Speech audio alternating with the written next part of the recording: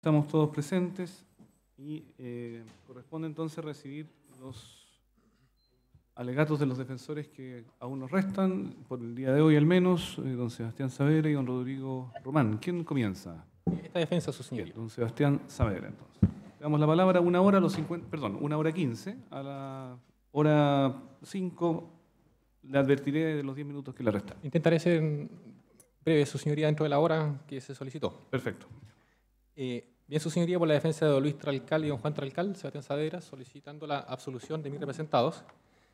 En primer término, en respecto a la calificación terrorista del hecho, habiendo ya sido calificado este hecho por este mismo tribunal con fecha 28 de febrero del 2014 en causa RET 220-2014, que constituye, en palabras de la acusadora, una verdad judicial, no es mucho lo que se puede señalar al respecto. Sentencia que, por cierto, no fue impugnada por ninguno de los contradictores. Solo hacer una breve mención a la imperfecta y mal redactada ley antiterrorista chilena, cuestionada recientemente, otra vez, por los organismos internacionales de derechos humanos, en esta oportunidad por los expertos de las Naciones Unidas, con fecha 6 de octubre del 2017, que señalaron que la ley antiterrorista no ofrece garantías para un juicio justo, poniendo en riesgo la estigmatización de comunidades indígenas. Además, pone en duda la presunción de inocencia de los acusados. La ley antiterrorista, señala este organismo, debe ser revisada para evitar conceptos jurídicos indeterminados, pues ellos permiten su aplicación en situaciones que deben ser reguladas por la ley común. La aplicación de la ley antiterrorista, concluye, debilita la posibilidad de un juicio justo y hace menos probable que la verdad de lo sucedido sea esclarecida. Tal como indicamos en el alegato de apertura, la ley 18.314 establece la finalidad de causar temor en toda parte de la población, como un elemento subjetivo distinto del tipo, para calificar un delito común en delito terrorista. Este elemento subjetivo, como está en la psiquis del autor, es la propia ley la que establece la forma en que debe ser probada. En el caso en concreto de la acusación se indica al menos dos de estos motivos objetivos: los medios empleados y el plan predeterminado. En cuanto a los medios empleados, este sería el fuego. Es decir, el fuego es necesario para la comisión del hecho base como para la cualificación terrorista del hecho. Es decir, una infracción al nem bis in idem evidente. Que la utilización del fuego sea el medio de comisión del delito de incendio y además la forma de objetivizar el elemento subjetivo del tipo no solamente es un mal argumento retórico, es lisa y llanamente un argumento tautológico. En cuanto al plan premeditado, este plan no está en la acusación, ya la adelantaba el colega Pizarro. La acusación indica que los hechos se ejecutaron únicamente el 4 de enero, en la madrugada. La supuesta reunión previa no está en los hechos atribuidos, por lo tanto, malamente puede ser ahora incluido como un elemento de prueba en relación al plan premeditado. A mayor abundamiento, estando acreditado por 3 testigos contestes en que la reunión no existió, unido a la multiplicidad de indicios ya relatados por el colega López, que corroboran esta prueba testimonial directa contraexaminada por el Ministerio Público, en cuanto a que nadie concurrió a la casa de la machi Francisca Linconao el día 3 de enero de 2013. Entendemos que la prueba de cargo ha sido absolutamente insuficiente para dar por acreditada la finalidad terrorista en los términos establecidos en la ley 18.314, existiendo incluso líneas de investigación aún abiertas que señalan otra finalidad del delito, específicamente la investigación de don Juan Ortiz, según el cual el motivo era quemar galpones y que solo deciden ir a incendiar la casa cuando hieren a Celestino Córdoba. Esta sola circunstancia permite asegurar que esta parte de la acusación no está acreditada. En cuanto a la participación, la gravedad de los cargos formulados en contra de mis representados, de un hecho de la gravedad y la magnitud, la enorme solicitud de pena que fue solicitada tanto por el Ministerio Público como los acusadores, obligan a una revisión pormenorizada de la prueba, que en el caso en comento se reduce dramáticamente a una de las supuestas versiones entregadas por José Peralín, versión incorporada a juicio mediante testigos de oídas. Primer problema, Los testigos de oídas solo dan fe de que tal o cual persona prestó una declaración, pero en ningún modo pueden dar fe en la veracidad de sus dichos. Este es un claro ejemplo de lo que se suscita cuando se intenta acreditar un hecho mediante testigos indirectos. La información entregada, al no existir la posibilidad de contraexaminar, carecen de la confiabilidad para dar por cierto un hecho, cualquiera sea este. Más todavía, cuando lo que se pretende acreditar mediante testigos indirectos es nada más ni nada menos que la culpabilidad de una persona con la consecuente imposición de una pena. En el caso concreto, presidio perpetuo calificado. El Tribunal Constitucional Español, en sentencias no del año 87, como se citó por parte de los acusadores, el año 2002, 155, 219, y el año 2003, sentencias 41 y 146, ha señalado que se trata de un medio que puede despertar importantes recelos o reservas para su aceptación sin más como medio apto para desvirtuar la presunción de inocencia. La validez probatoria del testigo de referencia se halla condicionada por la plenitud del derecho a la defensa, de modo que, en la medida que el recurso al testigo de referencia impidiese el examen contradictorio del testigo directo, resultaría constitucionalmente inadmisible, pues en muchos casos supone eludir el oportuno debate sobre la realidad misma de los hechos, además de conllevar una limitación obvia a las garantías de inmediación y contradicción en la producción de la prueba. Este criterio ha sido adoptado por este mismo tribunal. Sentencia 23-2014, sentencia de 2 de abril de 2014, sentencia que no fue impugnada por el Ministerio Público. Señaló este tribunal: cabe indicar que el testimonio de oídas es excepcional, pues limita el derecho a la defensa, en atención a que a esta no le es posible interrogar al autor del relato, que por otro lado, al condenar con la sola declaración de testigos de oídas, se vulnera el principio de la inmediación, ya que el contenido de la declaración se circunscribe a señalar lo escuchado en forma personal y sin intermediarios. Luego, los problemas de los testigos de referencia, en el caso concreto, se debe agregar una segunda variable, quizás más compleja que la primera. ¿Cuál es la valoración inculpatoria de un coimputado, que a su vez pretende ser ingresado a juicio mediante testigos de referencia? En efecto, los argumentos más bien retóricos del Ministerio Público, en atención a que no es la única prueba de cargo, no es cierto.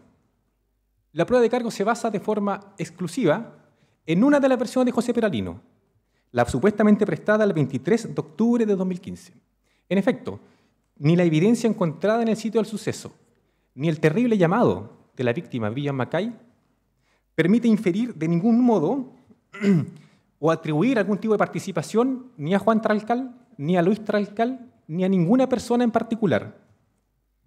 Sin la declaración escrita de Peralino del año 2015, no hay prueba de cargo. Eso es evidente. Ahora bien, como vuestra señoría pudo observar durante el transcurso del juicio, la única fuente probatoria cambia durante el tiempo, no es constante. Su primera declaración de 8 de noviembre de 2013, o primera supuesta declaración, indica haber participado solo en una reunión con 15 personas y que luego se retira. Luego, en una segunda declaración, 2 años después, señala que ahora participó en los hechos junto a 30 personas, cambiando el número y el tipo de armas, cambiando quién dirige la reunión y entregando antecedentes que se contradicen absolutamente con los encontrados en el sitio del suceso. Finalmente, y al contar por primera vez con un abogado defensor ante un tribunal de la República, declara judicialmente indicando que las versiones anteriores no son efectivas, que fue presionado para declarar en determinado sentido. Versión que es reafirmada al día siguiente en las intervenciones telefónicas acompañadas por la defensa, ante su círculo más cercano, su polola y la mamá de su polola, indicándole que la declaración que dio el día anterior, es decir, la del 30 de marzo del 2016, fue cuando señaló la verdad, pero como lo presionaban y presionaban, no podía decirla antes. En cuanto al contenido de la declaración judicial del señor Peralino del año 2016, este fue referido por la víctima Jorge Lusinger, por los peritos Pablo Castro y Patricia Condemarín, por los testigos Fernando Díaz y Juana Linconao, así como por los imputados, la machi Francisca Linconao y don Sabino Catrilaf. Sin duda, el relato de estos testimonios en relación a los dichos de José Peralino no contienen la precisión de Vilches, Leira y Villegas, ya que no son testigos profesionales y tampoco se consagraron por memorizar un texto escrito. Pero sin duda cada uno con sus propias palabras entregó elementos contestes, esenciales de lo señalado por esta persona. José Peralino señaló haber sido presionado por funcionarios policiales, amenazado concretamente, para inculparse él y al resto de los acusados, que las declaraciones escritas del 2013 y 2015 no son reales y que él no tuvo participación en los hechos. Luego, tanto los funcionarios Villegas como Vilches reconocen haber mantenido contacto telefónico con este imputado o testigo en un comienzo, con posterioridad a las supuestas declaraciones, llamados efectuados por la policía sin instrucción previa del Ministerio Público, sin previa lectura de derechos, sin registro de diligencia, sin posibilidad alguna de saber qué fue lo que efectivamente conversaron. Circunstancia que ha sido denunciada por don José Peralino como amenazas y acoso en la investigación RIT 5021-2016 del Juzgado de Garantía de Temuco, con querella del Instituto Nacional de Derechos Humanos, y que fue reabierta por la excelentísima Corte Suprema en causa rol 76-331-16 ante la inactividad del Ministerio Público. A mayor abundamiento, y luego de la primera entrevista, la policía le solicita a José Peralino, según sus dichos, el número telefónico. Luego se intenta georreferenciar, pero no tiene usuario. Se lo llama y no conecta. ¿Qué hace la policía? Recurre a esta intervención de teléfono que habría sido en otra causa, que desconocemos, donde toma el teléfono de esa causa y llama por teléfono a José Peralino. Se lo contacta y se le pregunta qué pasa con el teléfono y qué responde el testigo clave de la Fiscalía, que el número entregado había sido inventado. La información que les entregó la policía el mismo día de su declaración es falso. Peor aún, es información inventada. Ese número era inexistente, dijo la policía. Es decir, el único testigo de cargo, imputado en este caso, no solo se ha retractado acusando presiones y amenazas de los funcionarios policiales, sino que se ha acreditado judicialmente que ha aportado antecedentes falsos a la policía, quienes supuestamente se habían ganado su confianza. A ellos les mintió, inventó antecedentes. Es decir, esta es la calidad de la prueba con la cual el Ministerio Público solicita cadena perpetua calificada para mis representados. Un coimputado que se acoge a un beneficio especial de una ley de excepción. Un delator compensado que le miente a la policía. No solamente a la policía, le miente a su familia, según señaló el mismo funcionario Vilches, con ayuda de la propia policía. Él informó, el funcionario Vilches, en cuanto él mismo suscribió una hoja consignando un motivo distinto para su concurrencia, para justificarse con su familia, señaló el funcionario Vilches. Por otra parte, los testigos de oídas de la declaración de 2015, Vilches y Leiro, ante vuestra señoría, previo juramento de decir la verdad, modificaron su relato del juicio anterior. En el juicio anterior señalaron que desconocían absolutamente la declaración judicial de José Peralino. ¿Qué dicen ahora? Que no, que en verdad la conocían, pero que desconocían el contenido. Pese a haber realizado diligencias en esta misma causa, pese a existir una querella en su contra por los mismos dichos que el señor José Peralino habría señalado en la audiencia de control de la detención, señalaron que solo conocían la existencia de la declaración, pero no su contenido.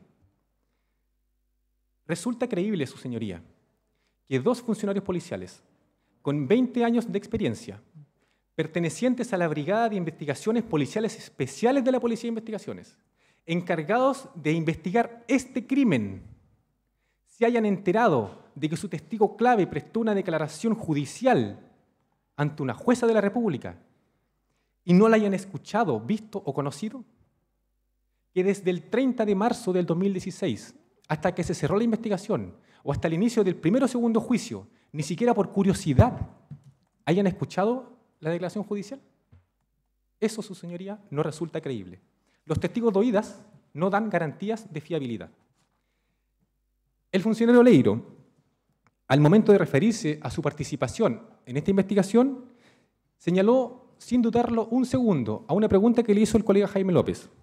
Su participación fue hasta la detención de José Peralino. Es decir, su participación fue hasta el 30 de marzo del 2016, nada más.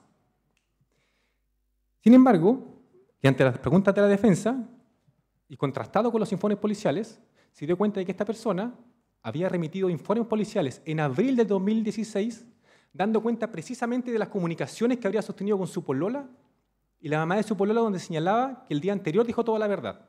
Eso no lo recordaba, debió ser confrontado. Tampoco recordaba que en junio del 2016 había allanado el motel Carriot, donde mi representado Luis Tralcal pasó la noche del 3 al 4 de enero. Eso tampoco lo recordaba.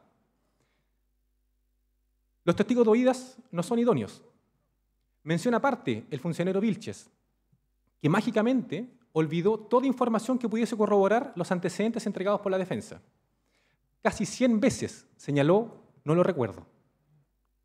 Lo que sí queda claro es que para este funcionario la calidad de imputado no existe. Todo sospechoso es testigo. En dicha calidad fue entrevistado no solamente José Peralino Huinca en 2013. En calidad de testigo fue entrevistado Juan Maripil, Juan Nahualcura, Carlos Guairao, José Quidel Cayupán. Todas las personas en contra de quienes se inició una investigación en su contra fueron tomadas sus declaraciones en calidad de testigo. Para el funcionario Vilches, estas personas siempre han tenido la calidad de testigo, pese a que se les allanó el domicilio, pese a que sus teléfonos fueron intervenidos, pese a que sus grabaciones, sus conversaciones fueron grabadas por orden judicial, pese a que cada una de las líneas se denominaba con el nombre del sospechoso. Para este funcionario, todo imputado es testigo. En tales circunstancias, frente a la calidad del medio de prueba aportado por el Ministerio Público, consistentes en testigos de oídas poco fiables, del supuesto relato de un imputado que inventa antecedentes, determina por sí solo la insuficiencia y carencia de credibilidad de la prueba de cargo. Sin embargo, las falencias probatorias no se reducen a esto. Justamente, el propio testimonio entregado por los testigos de oídas se acredita la infracción de garantías a los derechos del imputado José Peralino en relación a su derecho a guardar silencio, a contar con un abogado defensor de los actos iniciales del procedimiento, así como al deber de registro.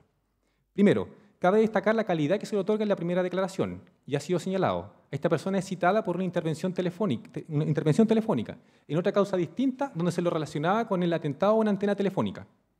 El perito Rubilar señaló que los teléfonos asociados a esta persona fueron solicitados en octubre del 2013, mediante reservado 1027, y que dichos números estaban dentro de una agenda elaborada por la PDI respecto de sospechosos. Para la investigación, la calidad de imputado de José Peralino ya era clara en octubre del 2013, un mes antes de que fuera citado a declarar. Así lo señaló el propio perito. Luego, la declaración del funcionario Vilches, según el funcionario Vilches, luego de esta primera declaración, la única diligencia encomendada por la Fiscalía en relación a este testigo fue volver a citarlo. Así lo señala en el minuto 16, continuación declaración Guillermo Vilches. La teoría del fruto del árbol envenenado aquí es evidente. No existen antecedentes para postular la teoría del hallazgo probable, esbozada por el Ministerio del Interior en su apertura. Toda la prueba obtenida por el Ministerio Público deriva de la primera declaración de noviembre del 2013. Más todavía, en relación a esta segunda declaración, tanto el policía Guillermo Vilches como Claudio Leiro reconocen que mantuvieron una conversación previa a la llegada de los fiscales, donde sin previa lectura de derechos, esta persona habría supuestamente señalado haber participado en los hechos. Llaman a los fiscales, mantienen una reunión privada, de lo cual no existe registro alguno. Desconocemos absolutamente cuál es el tenor de esa reunión previa. Y solo después los hacen ingresar como testigos de oídas, donde se le da lectura por primera vez, luego de 2 entrevistas con 4 funcionarios encargados de la persecución criminal. Más aún, y ante las consultas que se realizó por parte de mi colega Rodrigo Román, cuando se le pregunta al señor Claudio Leiro respecto a si se le dio a conocer el hecho por el cual se estaba investigando y las pruebas que estaban en su contra, señaló que no constan. No lo recordaba ni constaban en el registro. Circunstancia que no deja de llamar la atención ante la relevancia del caso y la relevancia de la diligencia que estamos presenciando, su señoría. No hay video ni registro audible de la declaración de José Peralino, ni de las entrevistas previas, ni con la policía, ni con el Ministerio Público. Estando acreditada la infracción de garantías, solo queda solicitar la valoración negativa de esta versión de testigos de oídas. Así lo ha señalado la excelentísima Corte Suprema, Rol 9521-2009, considerando décimo tercero, que la necesidad de proteger la corrección e integridad del procedimiento no se agota con la exclusión de prueba en la audiencia de preparación de juicio oral. Acorde a lo dispuesto en el artículo 297, puede y debe prescindirse de ella en el litigio mismo. En este sentido, la declaración del imputado, prestada sin atender las normas que la gobiernan, no puede ser utilizada para fundar una decisión que lo perjudique, señala la excelentísima Corte Suprema. Así las cosas, y como vuestra señoría bien lo sabe, el principal fundamento de la exclusión de prueba ilícita, además de la integridad judicial y de la prevención o criterio disuasivo de los actos de la policía, es la confiabilidad de la evidencia. Así lo señala la profesora Horvitz y López en su Derecho Procesal Penal Chileno, tomo 2, página 182. El fundamento de la exclusión no consiste aquí en un reparo a los medios empleados para la obtención de la evidencia, sino en la dificultad de confiar en la prueba obtenida de ese modo.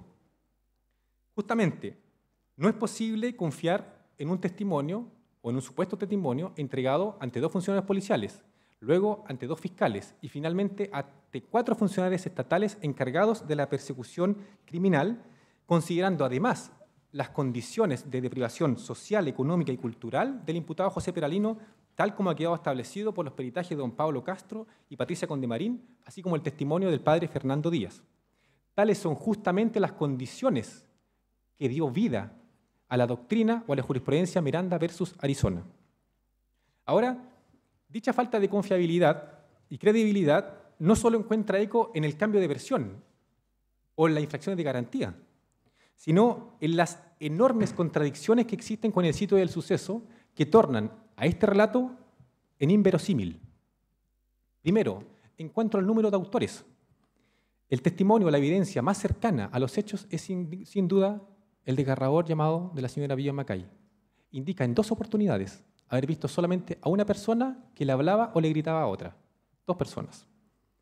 El perito balístico Cristian Lizama fue claro en señalar, incluso ante las preguntas insistentes de la querellante, que en el sitio del suceso existe evidencia únicamente de 3 armas, 2 pistolas, una escopeta. El perito jefe a la sazón del Abocar, Carlos Ramírez, al hablar de la ruta de huida, por la parte posterior del predio, indica haber encontrado, y lo cito textual, huellas plantares de 2 calzados y el avance de 3 personas. Continuación de su declaración a la 1 hora, 39 minutos y 46 segundos. El carabinero Omar García, al momento de llegar al momento de la detención de Celestino Córdoba, indica haber observado solo a un sujeto encapuchado y con una escopeta. Todos los indicios, todos son contestes, concordantes y numerosos, al establecer como autores, número de autores, 3 personas. A lo más, siendo generosos con el Ministerio Público, 4 personas, no más. El relato escrito de José Peralino habla del ingreso de aproximadamente 30 personas, quienes traspasan, escalan o saltan, desconocemos, el portón principal, pero que no dejaron ni un solo rastro, ni una sola evidencia que permita presumir el paso de otras personas. Nada, ni en el ingreso, ni en la huida, ni por cierto en el frontis. En cuanto a las camionetas, el perito Cristian Silva Barra, en su pericial 491, constató la existencia o la distancia de 16,2 kilómetros de recorrido, según la versión escrita de José Peralino de 2015, donde 3 camionetas atestadas de personas habrían recorrido todos estos lugares, recorriendo puntos fijos de carabineros, sin ser divisados por nadie. Nadie observó una camioneta de las características indicadas en el relato escrito. el perito Silva Barra ni siquiera se le pidió fijar un lugar tentativo, lisa y llanamente porque no existe un lugar donde 3 camionetas con esas características no hayan sido observados por la cantidad de funcionarios policiales que recurrieron a ese lugar la noche de los hechos. En efecto, la patrulla GOPE, denominada Gama, y según da cuenta los audios y la transcripción fidedigna, señala que esta patrulla se encontraba en Palermo Chico y que por error llega al fondo La Granja, no la Granja Lumahue. Para ir al fondo La Granja necesariamente debió pasar exactamente por el lugar donde estaban estacionadas supuestamente estas 3 camionetas. Lo mismo cabe decir de la patrulla denominada 43 Ronda, que se encontraba en el fondo Palermo Grande. Jorge Lusinger Macay transitó por el mismo lugar en el preciso momento o segundos antes de que doña Vivian realizara el llamado a las 1:17 y no vio nada. El comisario Ricardo Villegas dio cuenta de las personas que fueron empadronadas. 16 personas. Nadie vio una camioneta de las características indicadas. Cerca de 30 carabineros recorrieron el lugar a distintas horas.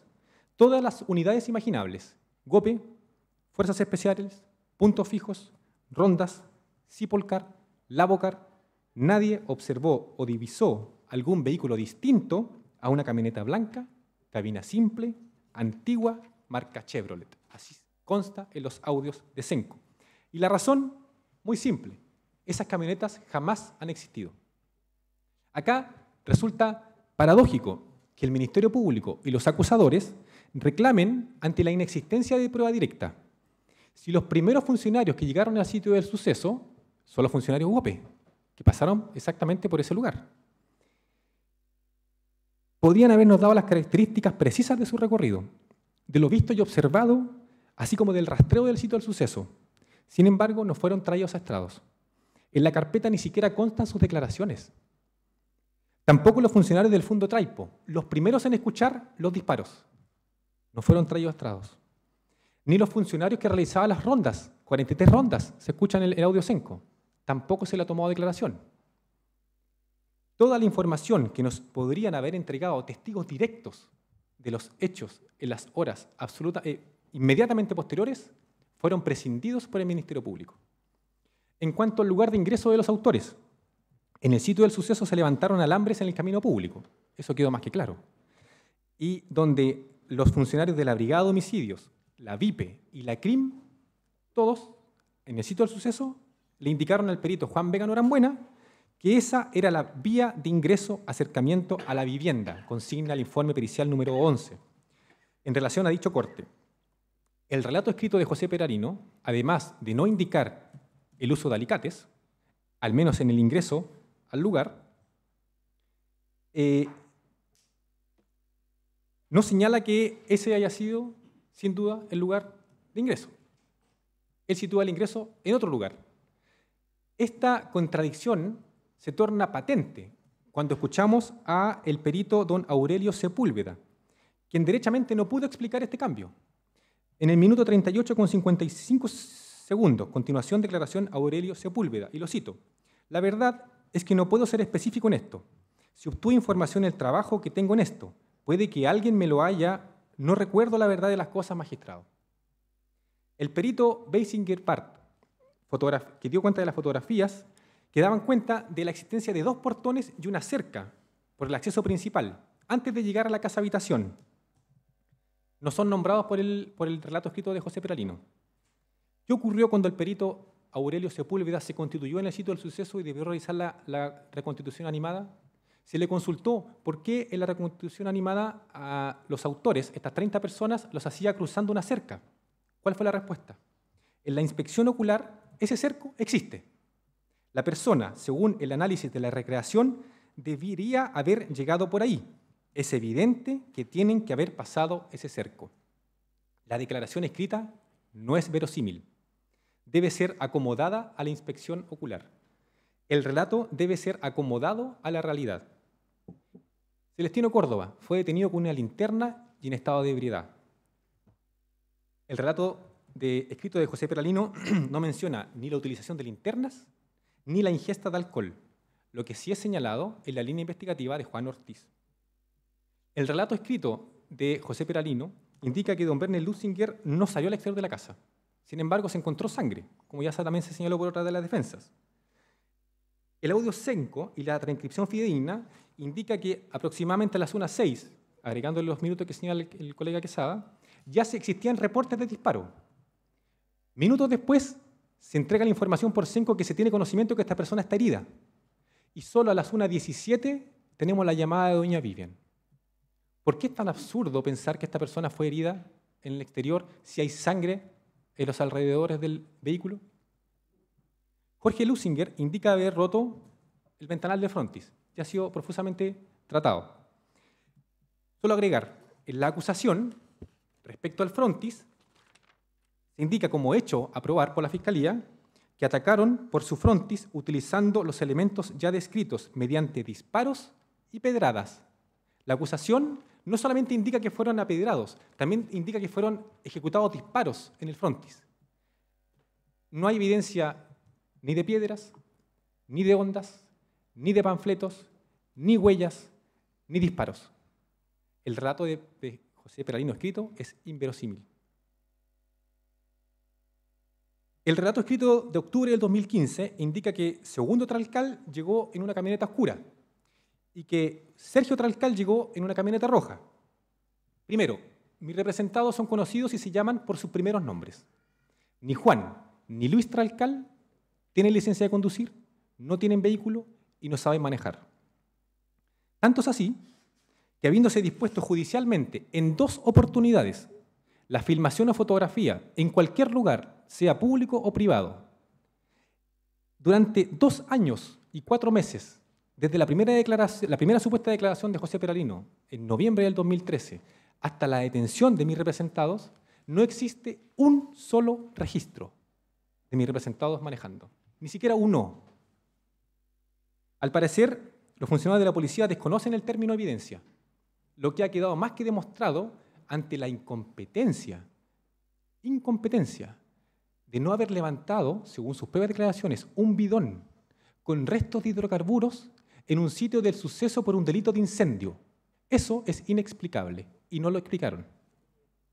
El relato fiscal de Peralino señala que mis representados habrían ido por el sector de la cocina, donde se encontraron panfletos.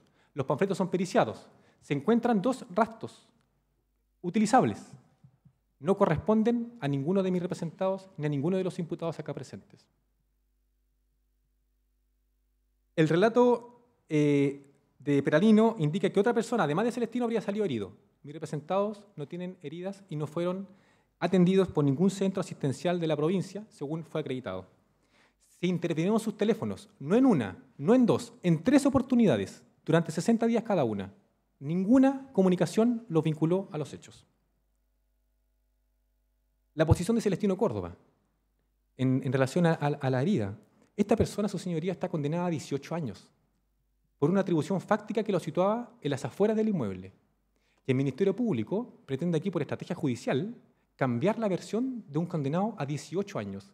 Eso, su señoría, carece de la seriedad necesaria de el ente encargado de la persecución criminal en nuestro país. En cuanto al reconocimiento, el año 2013 fue suscrito un protocolo. Ante la necesidad de poder regular esta situación, no es la Defensoría Penal Pública quien lo exige, es el propio Ministerio Público quien, en conjunto con las policías, ambas policías, realizan este protocolo para reducir al máximo las posibilidades de error. Página 21. Resulta necesaria la descripción física de la forma más completa posible. Mis representados, ni ninguno de los imputados acá presentes, fue descrito ni el 2013, ni el 2015, ni en el acta de reconocimiento. No hay descripción física de ninguno de los imputados. El protocolo institucional ordena mostrar todas las fotografías ininterrumpidamente hasta el final. El testigo Grimaldi reconoció que eso no fue así. Eso da explicación a los 5 minutos que se demoró cada reconocimiento. Debe formarse, señala el protocolo, un set fotográfico donde los distractores deben estar absolutamente desvinculados con los hechos. En el set fotográfico donde se reconoció supuestamente a don Luis Tralcal Quidel, estaba la foto de Dariel Canío, Pablo Canío, Pedro Cayunao y Juan Nahuel Cura. La misma línea de investigación paralela estaba incluida en el set fotográfico. No se respetó ni siquiera lo más básico. La Policía de Investigaciones suscribe protocolos para después no cumplirlos. Ahora, en cuanto a la supuesta corroboración, la geolocalización de los teléfonos. En este caso, únicamente hablaré respecto de mi representado Luis Tralcal. Don Juan Tralcal ha sido más nombrado por los intervinientes que por la prueba. Por lo tanto, malamente podré referirme a la prueba en su contra. Esta geolocalización fue realizada por el perito Iván Rubilar.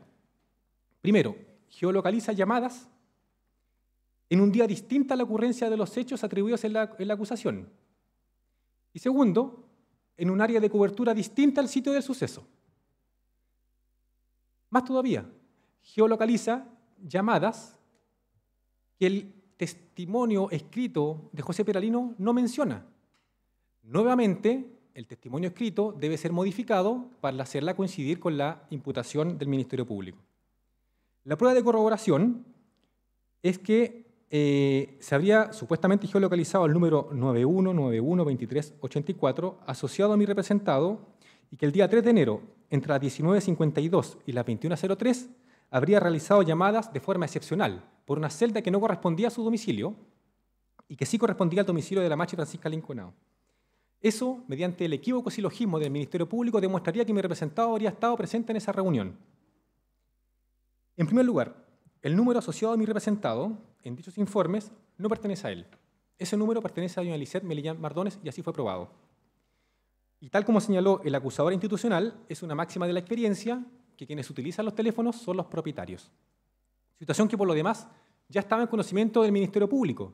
En oficio 960 de febrero de 2014 señalan que ese número es usado por Lisette Melillán. Así lo solicitó a los tribunales de justicia.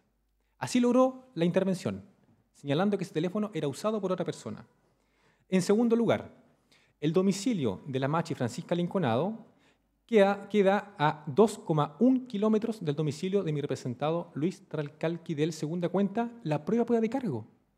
El pericial 116 de don Cristian Silva Barra señala 2,1 kilómetros, no 10 kilómetros, como señaló el Ministerio Público en su apertura, ni a 4 o 5, como señaló en el clausura. Ese desconocimiento de la prueba, esa indeterminación en las distancias, resulta no solamente sorprendente, sino decidor, cuando de dicho dato dependen las modestas conclusiones a las que arribó su perito. En cuanto al rigor técnico de la pericia, la hipótesis es que este número habría realizado llamadas desde la celda Niágara C el 3 de enero de 2013 entre las 19:52 y las 21:03, de manera excepcional, toda vez que su domicilio estaría cubierto únicamente por la celda Niágara A. ¿Cómo se intentó demostrar esto? Primero, con la información de las celdas aportadas por la empresa Movistar en enero del 2014. Así lo señala el oficio 0430 de Movistar, quien señala además que expresamente no existe forma de determinar el estado, la cobertura y la capacidad de la red en el año 2013, en atención a que los sistemas de ingeniería funcionan mediante una permanente adaptación de la tecnología, según el oficio 2459, conteste con el perito presentado por la defensa. Segundo, mediante mediciones realizadas en terreno, un año después de los hechos, y que según él, únicamente toma la celda Niágara. La concurrencia de terreno no es registrada en ningún lugar. La defensa solamente supo esta información cuando este perito, el 24 de mayo, emite su informe número 1. El 24 de mayo de 2016, recién la defensa se entera de que esta persona había concurrido al lugar, infringiendo evidentemente el artículo 227 y 228. Y lo que es aún más impresentable, sin dejar registro gráfico de sus mediciones. No existe posibilidad de conocer sus mediciones. Mediciones tomadas con un software light, gratuito y sin ninguna garantía de fiabilidad, cuyos resultados no son acompañados. Asimismo, asegura que se fueron ejecutando llamados en el mismo momento en que se estaban realizando las mediciones que iban quedando en un tráfico telefónico. El tráfico telefónico tampoco es acompañado. Es imposible corroborar las afirmaciones de esta persona. No tenemos las mediciones. Vuestra Señoría tampoco puede corroborar esas operaciones, tampoco puede observar esas mediciones. El perito en este caso nos exige un acto de fe. Debemos creer en sus palabras. Contraviene así uno de los conocimientos científicos más afianzados en la cultura occidental, creado ya por el siglo XVII, el método científico, que se basa en la capacidad de repetir un determinado experimento bajo determinadas condiciones en cualquier lugar y por cualquier persona. ¿De qué modo podemos corroborar la hipótesis si no contamos con las mediciones? Si pese a concurrir con 2 GPS, uno del teléfono que él señaló haber utilizado, más otro GPS institucional, marca Garmin, señaló, no nos mostró ni siquiera una georreferenciación del momento en que estaba tomando las supuestas mediciones. Solo realizó mediciones a 150 o 160 metros del domicilio de mi representado. Ni siquiera fue capaz de especificar la distancia. No existen datos para corroborar las conclusiones de este perito. Luego, y pese a tratarse de un perito experto en geolocalización, respecto de las llamadas del número asociado a Luis Tralcalquidel, cometió un error esencial. Posicionó este teléfono en un lugar distinto al que señalaba el tráfico telefónico. Es decir, no se trata aquí de un simple error de tipeo, como se intentó justificar el perito. Se trata, nada más ni nada menos, que una llamada es equivocadamente geolocalizada en un lugar distinto al entregado por el dato duro, objetivo, el tráfico telefónico. El experto en geolocalización solo se dio cuenta de su error durante el juicio al poder observar el tráfico telefónico, porque ahí sí acompañó las mediciones, ahí sí pudo darse cuenta del error. Más todavía, cuando el fiscal le consulta por el área aproximada de cobertura, ¿qué nos señala? Respecto de la celda Niágara C, 1.000 hectáreas o 10.000 kilómetros cuadrados. Minuto 14:31 segundos de la declaración después del receso. 1.000 hectáreas no equivalen a 1.000 kilómetros cuadrados. 10.000 kilómetros cuadrados equivalen a 1/3 de la superficie regional. Padre Las Casas, 565 kilómetros cuadrados. Vilcún, 1.421 kilómetros cuadrados. Temuco, 464 kilómetros cuadrados. Para este perito, la celda Niágara C cubre Vilcún, Temuco y Padre Las Casas completo, menos el domicilio de mi representado. El fiscal podrá decir, no, que se cometió un error. Es posible, cometió un error. Sin embargo, ¿es razonable condenar a una persona, una o más personas, con un perito que suele equivocarse?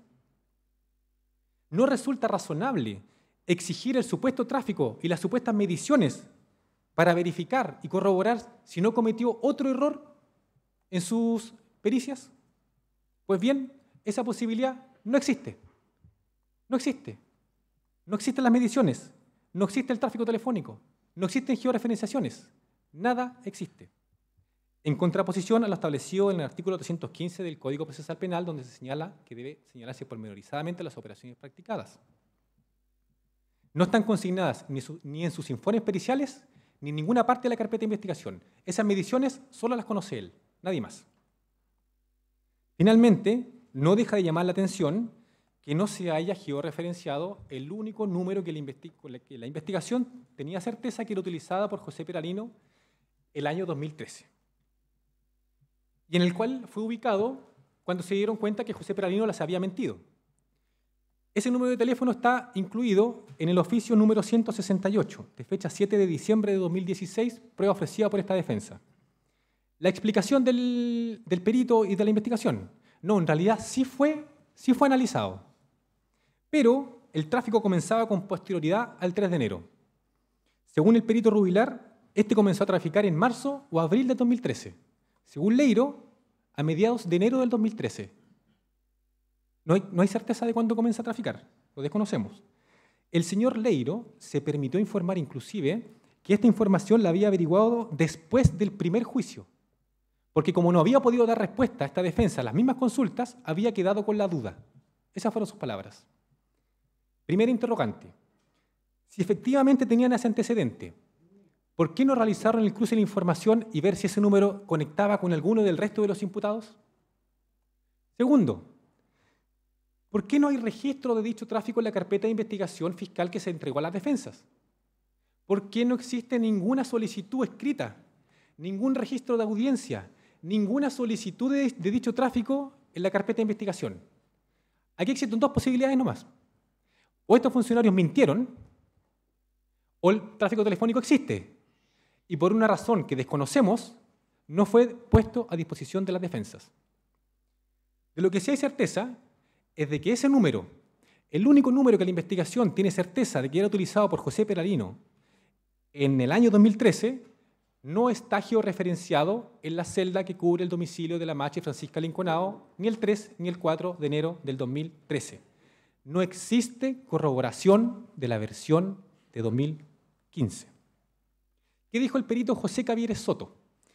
Ingeniero civil en electricidad de la Universidad de Chile, magíster en ingeniería eléctrica, que ha dedicado gran parte de su vida justamente a la instalación de antenas de teléfono celular, que con la información con que contaba la Policía de Investigaciones, este KMZ, de la celda Niágara, solo se puede indicar que el domicilio de Luis Taral Calquidel está ubicado en una zona que probablemente es cubierto tanto por la celda Niágara C como por la celda Niágara A.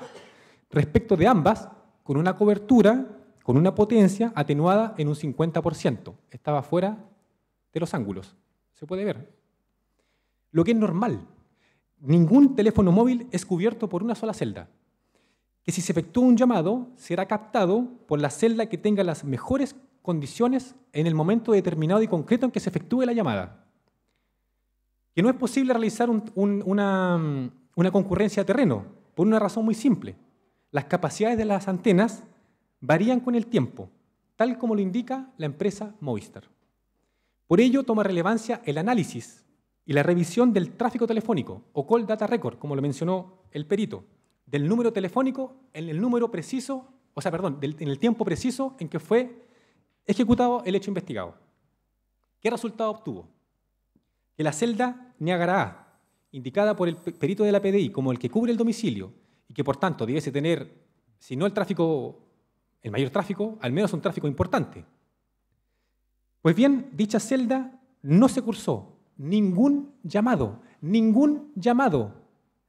desde mayo del 2012 a mayo del 2013. Ningún llamado por la celda que la PDI señala que es el que cubre el domicilio de esta persona. En contrapartida, la celda Niágara C es la única que fue utilizada todos los meses del tráfico telefónico. Durante un año calendario fue utilizado todos los meses. Es por lejos la más utilizada. El 99,7% de las llamadas realizadas entre las 8 y las 10 de la noche durante el mes de enero de 2013 se realizaron a través de la celda Niágara C. En definitiva, que todas las llamadas ejecutadas por ese teléfono el día 3 de enero, y no solamente las seleccionadas por la PDI, hayan sido cursadas por la celda Niágara C, no tiene ninguna relevancia, no tiene nada en particular. Ese teléfono siempre se comunica por esa celda, concluyó el perito ingeniero magíster en ingeniería eléctrica. Así las cosas, y siguiendo el Tribunal Constitucional Español, en la misma sentencia que se citó anteriormente, número 55, 2005, en los supuestos de declaraciones de coimputados, el elemento de corroboración mínimo lo ha de ser en relación no a cualquier tipo de afirmación contenida en las mismas, sino a la concreta participación del acusado en los hechos que se le imputan. En la especie no existe ninguna corroboración en relación a la concreta participación de mis representados. En cuanto a la prueba de descargo presentada por don Luis Tralcal, se presentó prueba testimonial y documental que dan cuenta de sus actividades, testigos de oídas y testigos presenciales. La funcionaria PDI Isla Vargas, basándose en la declaración prestada por doña Lisset Melillán ante el Ministerio Público durante la investigación, por lo tanto no puede reclamar que no tenía conocimiento de estos antecedentes. Debiendo acudir, eso sí, a un ejercicio de refrescar memoria respecto a este testigo, indicó que mi representado salió de su domicilio alrededor de las 21 horas, hacia Temuco. Concurren al bar La Vida, donde son observados por un testigo presencial, y posteriormente concurren al motel Carriot, donde se quedan hasta las 9 horas del día siguiente, aproximadamente. Se acompañó el tráfico telefónico del número de Lisset Melillán, que indica como último llamado del día 3 de enero, las 21:03, desde su domicilio. Y la primera llamada del 4 de enero es realizada a las 9:46, a 8 cuadras del motel Carriot.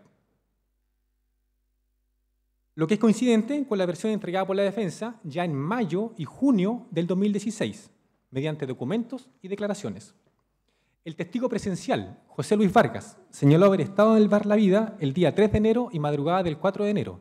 Pudo observar tanto a Lisset Melillán como a Luis Tralcal Quidel, quienes se retiraron pasada la medianoche, que conocía tanto a Luis Tralcal como a Lisset Melillán porque tuvo que reportear la huelga de hambre del año 2010, y que le llamó la atención que en la prensa y en diarios electrónicos, días posteriores a los hechos, apareciera vinculado a estos hechos. Situación que también fue percatada por mi representado y su pareja, no siendo la primera vez que es acusado injustamente por este mismo equipo de fiscales. 5 veces mi representado ha sido llevado a juicio. 5 veces ha sido absuelto con costas respecto a estos mismos fiscales. No parece lógico pensar en tal situación, ante vinculaciones públicas a los hechos, tomar una medida tan simple como guardar los documentos que acreditan dónde se encontraba la noche de los hechos. Por lo demás, quien guardó la boleta fue Lisset Melillán, en una sincera preocupación por eventuales imputaciones contra su familia. Se acompañaron las boletas de los lugares donde esa noche estuvieron. Ambas boletas debidamente ingresadas en los libros de compraventa de ambos locales, el 3 de enero del 2013. Luego de transcurrido el juicio y pese a la contundente evidencia presentada por la defensa, el Ministerio Público insiste en cuestionar las boletas, indicando que su estado de conservación es sospechoso y que no diría copia cliente. El perito de Carabineros, Juan Merino, da una respuesta contundente a estos cuestionamientos. El documento entregado por la defensa es copia fiel de su original del talonario enviado como muestra testigo. Estas se encontraban en buen estado y solo el desgaste propio del transcurso del tiempo. Nada de especial, desmintiendo la versión de la PDI Naísela Vargas sostenida por el fiscal en su clausura. Ante las preguntas del fiscal, el perito carabinero indicó que el estado de conservación no le llamó la atención. Minuto 26 con 40 segundos. El estado de conservación de la copia es normal por la cantidad de años que presenta el documento, es normal el desgaste que mantiene por la cantidad de años en que fue emitido al momento en que fue analizado. Ahora bien, y al igual que la verificación del relato escrito de Peralino no tuvo ninguna diligencia encaminada a descartarlo, en este caso no existió ninguna diligencia encaminada a confirmar la versión de la defensa. Primero, se comparan las boletas de la defensa entregada, que es del año 2013, con boletas del año 2015 y 2016, cuestionando la autenticidad porque no dice copia cliente. Pese a que la norma citada, estando en los oficios, no exige que señale copia cliente. Pese a que el libro de ventas del bar La Vida tiene corcheteada en el mes de enero del 2013 un duplicado de boleta del mes de enero del 2013 y que no indica copia cliente, pese a la existencia de un peritaje de un funcionario de la BOCAR que indica que es copia fiel, para el Ministerio Público sigue siendo sospechoso. Obviamente, no se tomó declaraciones a las imprentas, ni siquiera se las llamó por teléfono. De las 4 personas que trabajaban en el motel, se entrevistó solo a 2. Una trabajaba de día. Las otras 2 no se las individualizó, señaló la policía. Habiendo declarado Lisset Melillán durante la investigación, habiendo indicado las personas con las que compartió, indicando inclusive los 2 nombres del testigo presencial José Luis Vargas, la Policía de Investigaciones fue incapaz de ubicarlo. Gladys Castel, la dueña del motel, en su primera declaración indica que jamás sufrió ni hurto ni extravío de talonarios. Luego, en una segunda declaración ante un fiscal, señala que lo más probable es que ese talonario haya sido quemado en una remodelación, como reconoció la policía Naísela Vargas. No estampa ninguna denuncia ante un fiscal. Esa respuesta no era conveniente. La entrevistan de nuevo. Ahora sí, estampa la denuncia por hurto. Sin embargo, esta persona no extraía estrados, no ratifica sus dichos. Una denuncia sin sospechoso, sin saber la hora ni la fecha en que se habría ocurrido, y donde nuevamente, majaderamente, se ratifica mediante testigos de oídas, evidentemente hostiles a la defensa. En todo caso, no existe controversia en que ese motel fue allanado. Las camareras, que podrían haber sido testigos de descargo, detenidas, pese a haber autorizado voluntariamente la entrada, pese a haber indicado su nombre completo, pese a haber indicado su RUT, tal como da cuenta el acta de entrada de registro, fueron detenidas por ocultación de identidad y desacato. Y el Ministerio Público continúa preguntándose ¿por qué la defensa no presenta sus testigos durante la investigación? Hasta las defensas fueron investigadas en esta causa. En cuanto a la hoja de registro del Motel Carriott, mediante las cuales se pretende desacreditar la concurrencia de mi representado a ese lugar, dichos documentos son absolutamente incompletos y carecen absolutamente de integridad. Se trata de registros sin ningún tipo de orden o protocolo, donde una misma hoja puede ser utilizada diversos días. No existe ninguna certeza. Comienzan en el folio número 4, donde indican las personas que ingresaron a ese lugar el día 31 de diciembre del 2012 y 1 de enero del 2013. Luego se salta al folio número 8, donde comienzan con las personas que ingresaron el 4 de enero hasta el 6 de enero. No existe registro de pasajeros el día 2 y el día 3 de enero, pese a que el libro de compraventas, acompañado por la defensa, indica que el día 2 de enero se entregaron 3 boletas y el día 2 de enero 3 boletas y el día 3 de enero 5 boletas. Ninguna de estas personas se encuentra registrada. Tanto es así que el propio Departamento de Extranjería de Temuco, mediante oficio ordinario número 1547, acompañado por la defensa, señala tajantemente que no existe ningún reglamento que establezca qué debe hacerse con esos documentos, quedando al libre arbitrio de la persona que la recibe si lo guarda o lo elimina. Y cito, si no se cuenta con los registros de pasajeros solicitados, es debido a que fueron eliminados en su oportunidad. En definitiva, una investigación carente de objetividad, absolutamente parcial. Falta de objetividad que también es posible observar en las otras líneas de investigación. Todas que continúan abiertas a la espera de nuevos antecedentes. Las justificaciones esbozadas por la policía o del Ministerio Público no son tan claras como se pretende dar a conocer. En el caso de la investigación de doña Carmen Trangol, identifica a 16 personas específicas, distintas a los imputados acá presentes. No deja de llamar la atención que esta testigo declaró en al menos 3 oportunidades. Nunca cambió su versión, nunca entregó antecedentes falsos. Se geolocaliza o georreferencia a 7 personas de las indicadas por ella. Sin embargo, se desestima porque viviría en el mismo sector que cubre la antena. Bueno, la información entregada por don Cristian Silva, informe 424, indica que los domicilios se encuentran en el mismo sector de mi representado. Juan Nahuel Cura, esta persona es nombrada por Carmen Trangol también, quien señala, según la policía, que también tendría cargo de conciencia, al igual que José Peralino. Es entrevistado y señala que ese día estaba en su casa. Se solicita la grabación de sus conversaciones, la que es llevada a cabo por la Policía de Investigaciones. Bueno, y si existe la posibilidad de grabar, ¿por qué no se grabó la entrevista de José Peralino? ¿Por qué no hay registro de la entrevista privada que mantuvieron durante 15 minutos y de lo cual no se sabe nada con los fiscales? Juan Ortiz. Esta línea fue investigada en un comienzo por Carabineros, pero también fue desestimada por la PDI. El señor Ortiz relató a un compañero de trabajo que el día anterior había estado tomando con su cuñado Celestino Córdoba, concordante con el estado en que se encontró el imputado Celestino Córdoba al momento de su detención, y que en la madrugada, cuando se retira a su domicilio, lo llama pidiéndole un flete. Él va a la casa de Celestino y lo lleva a un lugar que él desconocía y luego se retira. Y señala, y se averigua posteriormente, se concurre al domicilio de esta persona, y en el domicilio de esta persona hay una camioneta Chevrolet, cabina simple, color blanco. Según esta versión, la finalidad era quemar una instalación y que al ser sorprendidos por el propietario, disparó en reiteradas oportunidades, hiriendo a Celestino Córdoba, por lo cual el resto de los autores se habría enojado y por ánimo de vindicación habría ido a quemar la casa. Aquí la finalidad ya no es causar temor, es la vindicación de un grupo de personas que se encontraba ebria. Sin embargo, y según la declaración de Villegas, Vilches y Leiro, esta línea de investigación no se pudo corroborar, ya que Celestino a las 22 horas se encontraba en su domicilio y que después cuando lo entrevistan dijo que en verdad lo había dicho pero que era mentira, que era para hacerse el bacán, se retracta. Bueno, la versión de José Peralino, la versión escrita de José Peralino, indica que a las 10 de la noche Celestino Córdoba se encontraba en la casa de la Mache Francisca Linconado. Bueno, ¿y no estaba en su domicilio? Luego esta persona, cuando primera vez cuenta con un abogado defensor, se retracta ante un tribunal de la República, señalando haber sufrido presiones. Bueno, y José Ortiz no se retractó ante los policías haciéndose el bacán.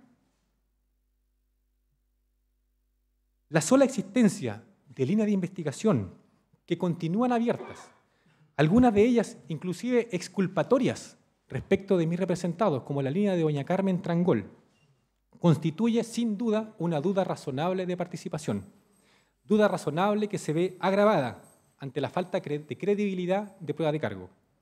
De este modo, su señoría, no existiendo prueba de cargo suficiente para derribar la presunción de inocencia que ampara a mis representados y no habiéndose acreditado el carácter terrorista de la conducta, es que solicito la absolución de don Juan Tralcal Quidel y don Luis Tralcal Quidel con costas. Bien, concluido entonces el alegato de clausura del abogado defensor Sebastián Saavedra, en nombre y en representación de las personas que ya he mencionado. Bien, corresponde entonces ahora recibir el alegato de clausura de don Rodrigo Román. Para estos efectos, don Rodrigo, le damos la palabra en representación de don Sabino Capriles. Querías preguntar al tribunal, yo no tengo inconveniente, estoy preparado, pero un tema de concentración de tiempo y conforme a la agenda, si está previsto, si no tiene dificultad, yo puedo hacerlo mañana para el tema de la mayor concentración de parte de ustedes. Vamos a hacer un receso de 5 a 10 minutos, ¿ya? Y lo vamos a oír, don Rodrigo. Muy bien. Bien.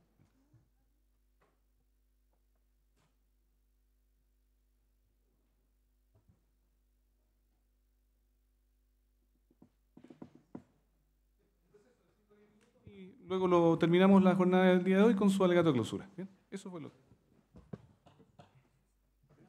¿Un cigarrito? Ya, porque jefe no me deja hacer. Parece que sí.